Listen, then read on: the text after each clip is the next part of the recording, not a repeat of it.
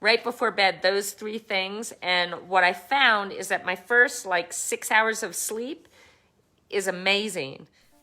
Welcome to the Bek and Siri show. And here at Team Sirius Tri Club, it's not just about swim, bike, run. It's about who you become. On our show, we don't just talk to you about swimming, cycling, and running. We talk about mindset. We talk about fearless authenticity and being your very best self. Hey there, Cam here from Team Sirius. This week on the show, Siri lets us in on her sleep secrets, and she also describes what sort of things you can be doing in terms of your training while you're injured to keep progressing. And also next week we've got our big Black Friday sale on, so if you want to head to the website you can sign up to early access so you can grab the deals before they go live to the general public. You can sign up to that on the website teamsiriustriclub.com, or I'll put the link in the show notes. Hi everyone, welcome to the Team Sirius Tri Club live chat. Just me tonight. I'm gonna miss my wife, but she will be back next week. Can't wait. I hope everybody has had an amazing week. I'm hoping people are gonna hop on with me. Hi Bertha, hi Janet, hi Mark, hi Dan. You guys, great to see you. Welcome to the live chat. We're getting a snowstorm right now. I don't know if you can see over my shoulder, but we've got a snowstorm. Hi, Kath Carpenter. How's everybody doing this week? I know we have been super excited this week, feeling inspired, feeling like, well, I'm not going to talk politics, but we're feeling very inspired. I'd like to say, oh, you can see the horses, Dan? Oh, that makes me so happy. Yeah, we're having a snowstorm. I want to congratulate Maddie Pesh and her athlete, Laura. Laura did her first Ironman at Ironman Florida and did an amazing job. Great job, Laura. Great job, Viv. Great job, Janine, who's one of Yvonne Van Vlerken's athletes. I think she did Challenge Almere, maybe it was, and ran a 3:02 marathon. So that was incredible. And how about the young guy, Chris, the first Down syndrome athlete to ever finish an Ironman? That was absolutely incredible. So incredibly inspired by so many great results this weekend and people achieving their dreams and doing things that they never thought they could. It was so incredibly inspiring. So how is everybody? I'm hoping we have some questions tonight. Yes, shout out to Chris. That's what I was just talking about, Mark. Yeah, amazing performances. And to all of you, I hope you had an amazing week. And if anything, that you survived the week. It was a big week last week, and we all got through it. And I think that that is an incredible victory. So I congratulate all of us for that. So let's get to some questions, guys. Or just somebody tell me how you're doing. Tell me how you've managed the last week and how you feel this week. Hi, Mel Mitchell. Great to have you here, Mel. Weekend was better for Janet. That's great. What should I do while I wait for my TFL to heal? Okay, that's a great question. My question when I was an athlete, and also when I have an athlete that has an injury, is what can you do? So, for example, if I couldn't run because of an injury, what could I do? I could swim. I could totally work on my swim and make it as strong and as efficient as I possibly could. I could totally, I could still bike. I don't know if you can still bike, but you want to do what you are able to do. So you want to write down, okay, these are the things that I can't do, but these are the things I can. I can work on my nutrition. I can work on my mindset. I can work on my race strategy. I can swim. I can water run. So you definitely want to keep going. I think the biggest mistake that people make is they get an injury and they just stop doing everything because they have an injury. But no, we leave no stone unturned. when you're injured, it's a time to work on the things that you now have more time to work on. And for me, that usually meant if I had a running injury that I could swim more. And that's truly how I got from not knowing how to swim to becoming a really great swimmer. I had a lot of time when I would get a foot injury to swim, to work on my swim stroke, to work on my fitness in the pool. And remember, that fitness translates to the bike and the run. So lots of swimming I would recommend for any injury, and also some water running if you're able to. And like Mel Mitchell is saying, gym work, mobility work, core work. The core is so crucial in holding your form together under fatigue, especially on the run. But also your core, when you have a strong core, you're able to transfer power from the front of your swim stroke through your body and out the back of your swim stroke. Having a strong core, you can take some of your upper body strength when you're pedaling, pulling in a little bit on the bars and putting that extra power into your legs. And running, of course, holding your technique under fatigue is what's going to allow you to run faster. It's going to allow you to run more efficiently, so you can run faster with less effort. So perfect time to work on the core strength. I think I saw, stay active for sure. And maybe use some CBD. Good idea if you're in pain. Kath Carpenter, any advice for getting to sleep during these roller coaster times? My teeth are finally unclenched, but my sleep is all off. I've been finding, Kath, too, not just with election week, but that with the time change, oh man, I've been struggling to sleep past 3:45 in the morning. So I have a little system. I'm just going to share my system with you. I take one melatonin gummy, which is 5 milligrams. I take a full dropper of CBD. Mark Siegel's on. That's the CBD that I use at night. It's incredible. And I take magnesium in a little bit of water right before bed, those 3 things. And what I found is that my first 6 hours of sleep is amazing. And I also, actually, I want to add to this because it's super important. I have this app called Breathing Room, and it's a meditation app. And I've been doing for the last year this meditation on healing my body. But there are all different kinds of themes for these breathing room meditations, whether it be conscious creator or clarity and focus. So I do this. It's a 15-minute process. I put my headphones in. It's these breathing exercises, and it just really calms you down. So like the melatonin and the CBD and the magnesium, it usually takes about 30 minutes for you to get super tired. So during that 30 minutes, I put my headphones in. I do my breathing room kind of meditation. Any kind of meditation would be good. Say my little prayer. I say my gratitude. And I usually sleep really well the first part of the night. And so I think what a lot of us are dealing with is waking up in the night and not being able to turn our heads off. Our mind, not being able to turn our thoughts off. I wake up and I start thinking about everything I need to do and everything I want to create, and oh my God, what's going to happen with this and that.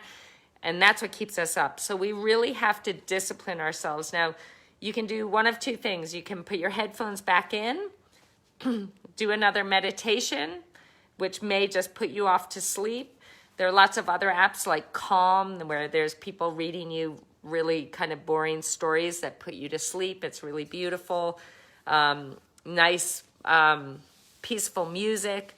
Or one thing I started to do, because I started finding that when I would turn these things on, it would wake me up even more because I'm trying to find my phone and find the app and find this, and it would wake me up even more. So I will wake up and I'll just think about each part of my body. There's a type of yoga called Yoga Nidra.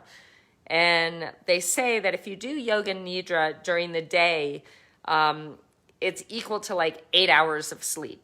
And I started doing this when I was really trying to heal a few months ago. I'm, of course, still trying to heal. But they say that that also helps you sleep better at night. So I was doing this thing called Yoga Nidra. But part of what you do with Yoga Nidra is you're just lying on your back. You're not moving at all, but you're imagining relaxing literally every part of your body. So you go from your toes, to your calves, to your thighs. This gets you out of your head and thinking about the things you're worried about or what you have to do tomorrow.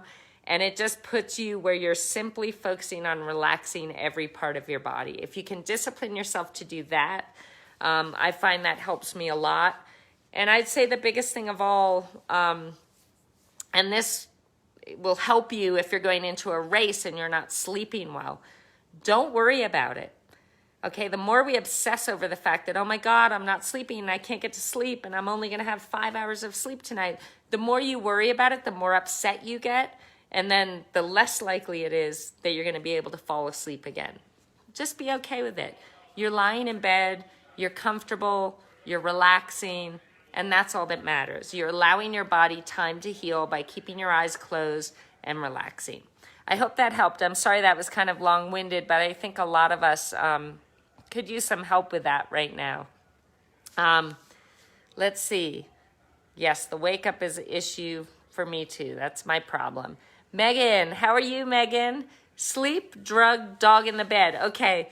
So I used to, before I was diagnosed, would have like Tylenol PM or all those different Advil PM and all those things, but I stopped doing that, and melatonin is the key. And I wouldn't necessarily call that a drug, so I feel a lot safer taking that. And yes, having a dog in the bed or something to cuddle is definitely going to help you sleep. Let's see. Yoga Nidra, so Liba, you do that. Yeah, it's pretty amazing. I love that. So I hope that all helps you guys. Yeah, Yoga Nidra, it's not, Dan, you do amazing yoga. We're so grateful for you. I'm sorry I haven't been there for a few weeks, but Yoga Nidra I was trying to do when I was kind of in the thick of things this past year, and didn't have much energy. You basically just lie on the ground flat on your back. So you don't have to actually do anything. And it really is relaxing, and it really does kind of rejuvenate you. Somehow it just works amazing, but you got to kind of do it for like a week, and then you'll start really seeing the benefit. Yes, we all love Dan. Dan, you're amazing. Karen Burks is on, everybody. Karen, you're such an inspiration. You are truly one of the most inspiring people I have ever met. I'm so glad that you're doing so great. Karen has been through a lot as well, you guys. As we all know, we've all been sending love and prayers her way constantly. You're amazing, Karen. Thank you for being on the call. Anything else, guys? Any more questions? I'm glad you asked that question, Kath, so thank you. That's a big one. And it's funny because my little Australian wife, my gorgeous, amazing wife, she was getting up at like 3 a.m. checking the TV to see what was happening. And I just found that so adorable because she's Australian, but she was keeping me up to date throughout the night as to what was happening. So pretty cute. Yes, Dan. Oh my God, that's a great way to put it. Yoga Nidra. It's a yoga nap. That is exactly right. That totally relaxes you and helps in so many ways. I once coached this amazing athlete, a young male pro, and his testosterone levels were super low at one point in time. And we didn't want to do anything, that you shouldn't do at that point in time. So I decided, okay, he needs to eat, sorry to the vegans out there, but he needs to eat a lot of red meat. He needs to reduce his stress. He needs to do a lot of heavy lifting, low reps, heavy weights. And we started doing this. And one of the things I made him do was go to a yoga class. And he would go every day to this yoga class at noon, and it was all women and him. This is how he explains it, at least. All women and him. And the minute he lay down on his mat, he would just fall asleep. So there'd be this yoga class going on every day around him. And he said, Siri, I just fell asleep in the first 30 seconds and I'd wake up when everyone was leaving the room. And I just found it hilarious. But we actually got his testosterone levels up after about 3 months of doing things this way. without using any types of, drugs or medicines or anything like that. And it worked amazingly well. So, okay, let's see. Yeah, Mark, we've got you on there. Liba is praising, I think, Mark here or Dan. You guys, I praise all of you. You're incredible. Yeah, so yoga. Dan, thank you for running that amazing class every week. We are so grateful to you. It's such a joy for many people here, so thank you. Any questions, guys? I didn't really come in with a plan today. I thought we would get some questions, but if not, oh, here we go. What's your favorite cold wintertime meal? Oh, hi, Ben. Oh my God. Okay, well, I'm just in the last couple of months just so incredibly grateful to be having an appetite again and to be enjoying food. Beck and I are pretty simple cooks. We cook real nice meals every night, but they're very simple, veggies, some form of protein. Oh, you're so sweet, Dan. My chicken soup. Hopefully you don't love it too much because we only have the soup when you get sick. So, but yeah, I just love, I love, I don't know, anything my wife makes, I love. But we always have green veggies, different colored veggies, carrots, squash, and whether it's fish, we eat a lot of fish, a lot of chicken. Yeah, anything my wife makes, but I also cook quite a bit too. But you know how it always tastes better to eat someone else's food when they cook. So, yeah, how about you guys? Right on the wall, what is your favorite wintertime meal? I love that. Indian food, I love Indian food. Persian food, great for cold weather, that's true. I used to be a big soup lover. I used to just, I would eat soup all the time. Winter, summer, it didn't matter. But in some of the toughest months, after my bone marrow transplant, that was kind of all I was eating, and it kind of grossed me out a little bit because I was forcing it down. But I do love soup, and I think I'm going to get back to loving soup soon. Squash soup, yum. Leek and potato soup. Yeah, Karen, we love you so much. We appreciate you so much. We think of you every single day. You are incredible. Here we go. Some more meals, homemade chicken soup and chili. If anyone does, so Dan, I'm happy you brought this up.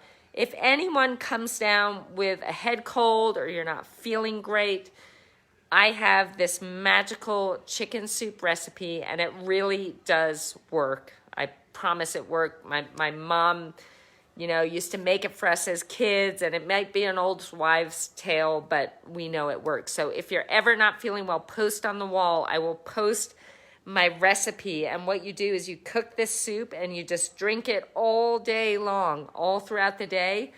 And what it'll do if you make one soon enough is it's going to not only lessen the symptoms of your cold, but it's going to allow you to get rid of it a lot sooner. So always post. If you're not feeling well, post on the wall. Let us help you out. We've got some great little things that work, that can get you healthy quicker. So always let us know. And of course, we can send healing vibes and healing prayers to you as well, and that definitely helps. Anyone else, you guys? Mel Mitchell, do you have any questions from Australia? Again, we had some great results this weekend that I mentioned earlier with Laura and Viv and Janine and who else raced? Who else am I missing here? I'm proud of all of you guys, whether you raced or not. And Ruth Keat, my mother-in-law, is on. And oh my God, I love this woman so much. Ruthie, I miss you. I wish you were right here with us. How blessed am I to have a mother-in-law that I just love with all my heart and soul, and a sister-in-law that I love with all my heart and soul. How blessed am I to be surrounded by such love, care, and inspiration. Which brings me to everyone, now is a time, there's been a lot going on, in the country and in the world, and always bring it back. Bring it back in those moments of deep stress or fear or anxiety, whatever it is. Bring it back to your small world that's right around you, whether that be your animals, your parents, your husband, your wife, your friends, your kids, whatever it is. Bring yourself back to your world and remember how grateful you are for these beautiful people in your life, even this tribe right here, how grateful you are, how happy they make you feel, the joy and love that you share, and know that that is always going to be there. Regardless of what's going on in the outside world, it's up to us to determine whether we want to be happy or sad, fearful or excited. It's up to you.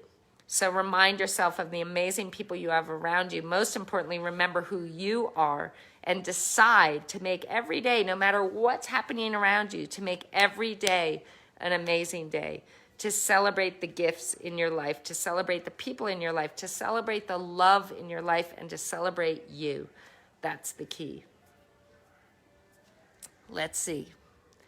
Talk about sticking to the plan given unless they can't do the session. Oh, yeah. Well, you guys, why have a coach if you're not going to follow the plan is the way I see it. Athletes that I had that would always do their own thing never lasted, because I, as a coach, take great pride in the work that I do, the plans that I create, the thought that I put into what I'm giving my athletes. And the thought and the care and the ideas that go into that are from 20, 30 years of experience in this sport. And if an athlete comes and wants to do their own thing and do some of what I give them, they don't last long at all, because I just say, this isn't going to work. It's not going to work this way.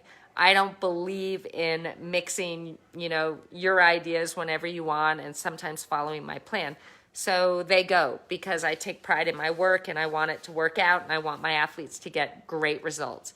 And if you are an athlete that has a coach, especially one of our coaches, follow the plan verbatim. Follow the plan exactly as it's written, because we know what we're doing. We've proven it as athletes and we're proving it as coaches, and we've proven that this philosophy works. So trust in that. If you go all in and you get a coach with one of us, go all in and never look back. I remember as an athlete, I always had other people saying, oh, well, you should be doing this and that, what you're doing, you shouldn't be doing that. You should look at what this guy's doing.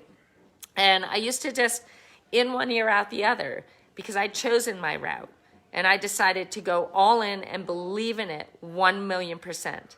Because if you try and use 10 different philosophies, you're going to go like this to your dream. It's going to take you forever. You may never get there. But if you follow the plan, you go all in, you're going boom, straight to the top.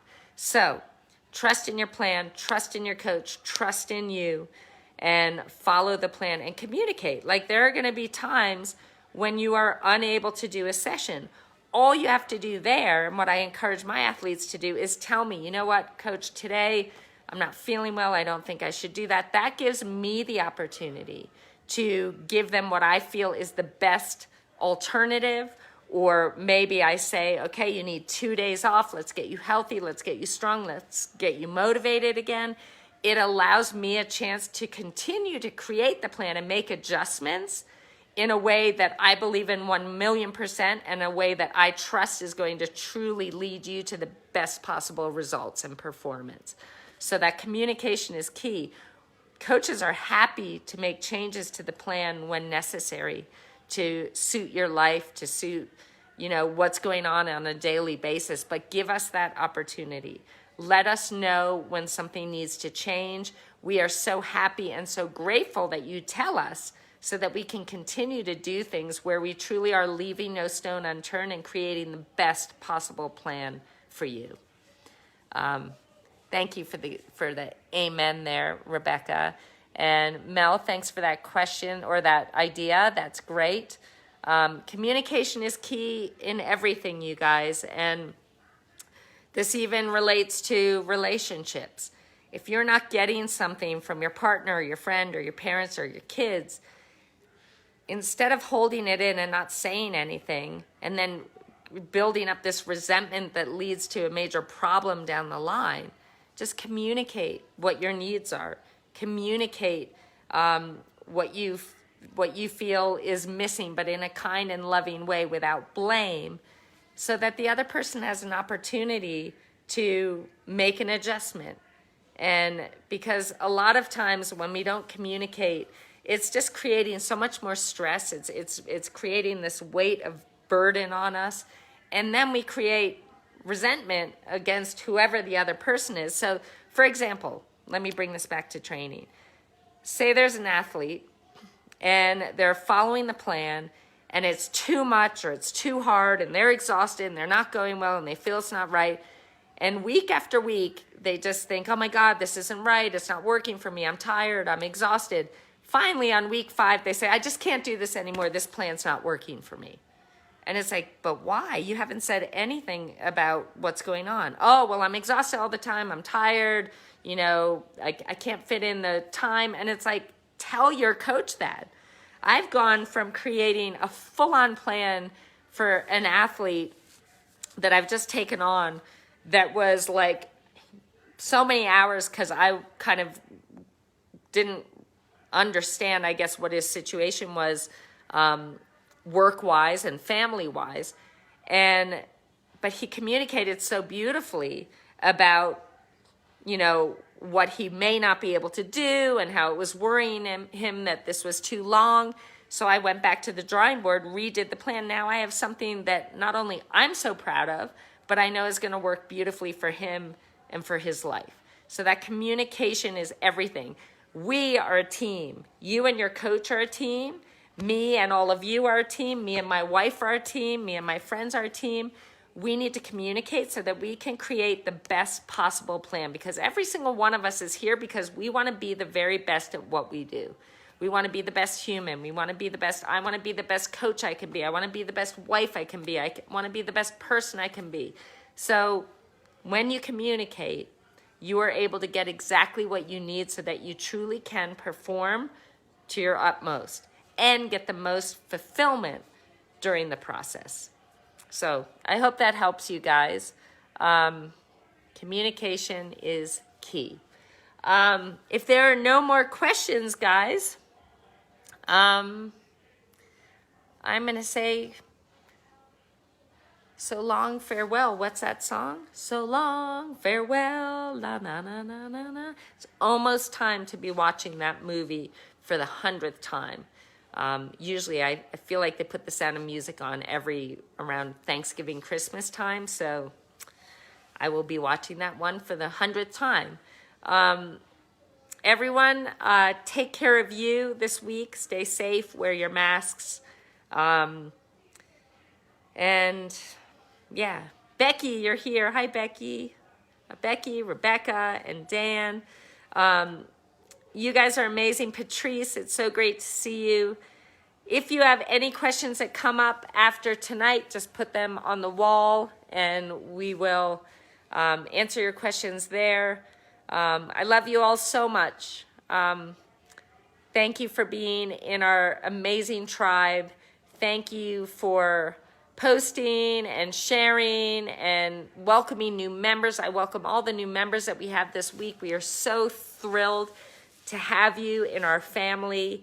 Guys, together we can achieve anything and everything. And together here, I hope to have each and every one of you not only achieving your dreams and goals, but finding life more fulfilling than ever before. That's my hope for all of us and all of you. Have an amazing night, you guys. We love you, and we'll see you next week. Hey there, Cam here again. Just a reminder that our Big Black Friday sale starts next week, but you can get early access to all the deals if you sign up on our website. So you can just go to teamsiriustriclub.com or click the link in the show notes.